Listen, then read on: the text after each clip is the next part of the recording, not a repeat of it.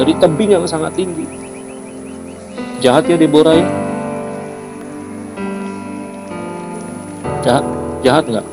Masa anaknya dijatuhin dari tebing? Jahat ya? Mau bunuh kali ya?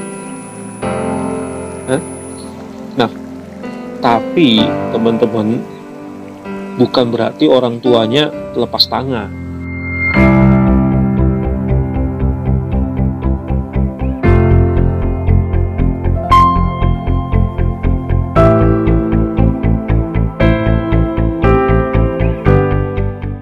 Tuhan tuh udah kasih alat pencegah gitu, ibarat bahasa lain tuh mekanisme pertahanan diri.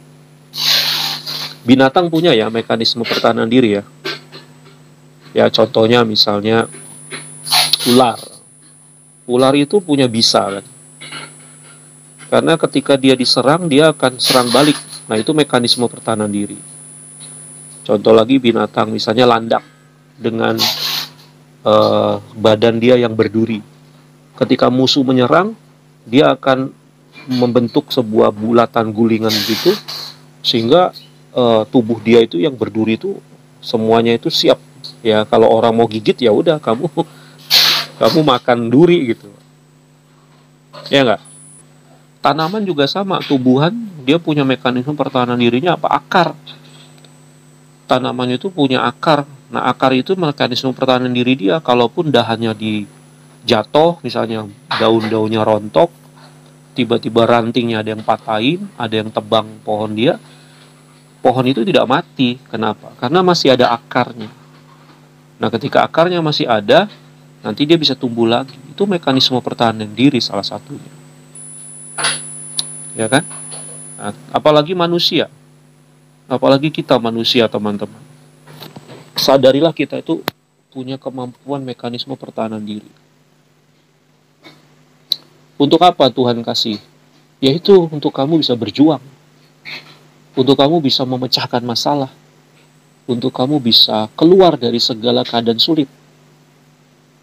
Yang pertama nih Tuhan kasih nih, nalar. Oke? Otak kamu itu kecil ya. Tapi bisa menguasai dunia. Bisa keliling dunia.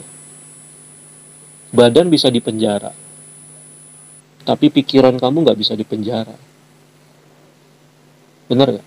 Ini bisa liar kemana-mana nih. Itu hebatnya otak kita ini diciptakan Tuhan. Nalar itu bicara nalar tadi, intelektual ya. Yang namanya intelektual, jangan pernah berpikir, oh karena dia sekolah tinggi gitu. Karena dia sudah kuliah cum laude, dia sudah S3, maka dia orang intelektual, atau dia kuliah atau sekolah di kampus yang ternama. Itu baru orang intelektual gitu. Enggak. Orang SD, nggak lulus SD, nggak lulus SMP, nggak lulus SMA misalnya, atau tamatan SMA pun, dia orang intelektual, teman-teman. Ya. Intelektual, kenapa intelektual? Ukurannya adalah karena kamu punya 5 cara berpikir yang kamu olah. Kalau digabungin jadi satu, itu jadi power. Setuju nggak sampai sini? Ya, buat apa kamu lulusan sarjana S2 misalnya Jason, tapi negatif thinking dulu jadi orang. Negatif aja sama orang dulu. Apa gunanya, betul nggak? Ya kan? Nah, tentu kita pengen supaya jangan sampai kita hanya punya satu cara berpikir saja. Jangan coba sekedar negatif terus sama orang. Negatif terus sama orang.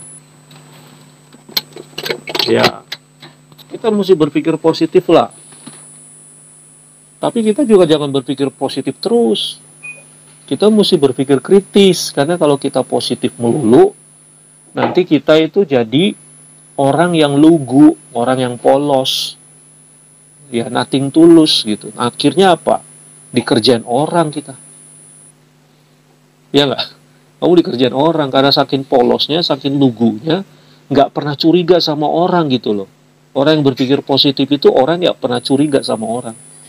Walaupun dia disakiti, dia tetap aja bilang, oh mungkin dia karena lagi ada masalah gitu loh. Dia nggak pernah langsung, iya tuh dasar lu, kamu nggak benci banget sama orang itu. Dia nggak akan ngomong kayak gitu kalau orang berpikir positif. Nah, tapi kan Tuhan nggak cuma kasih kita kemampuan berpikir positif, negatif. Ada berpikir kritis namanya. Nah, kalau berpikir kritis, kamu mesti ngomong, apa yang kamu pikirkan, kamu berdasarkan data. Kita mesti punya fakta dan data. Mesti ada bukti.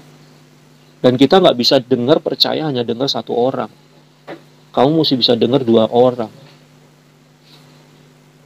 Gitu.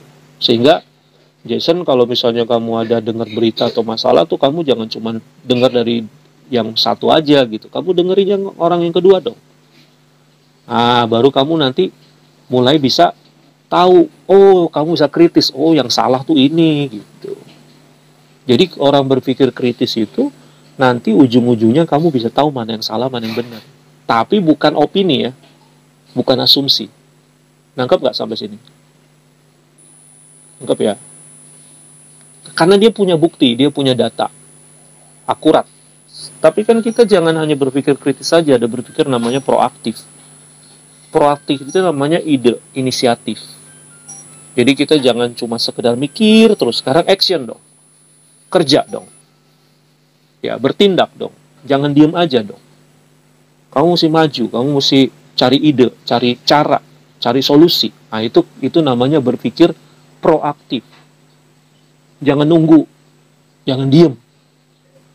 Ya, jangan diem. Sama seperti burung. Burung itu nggak mungkin makan kalau dia nggak terbang. Betul nggak?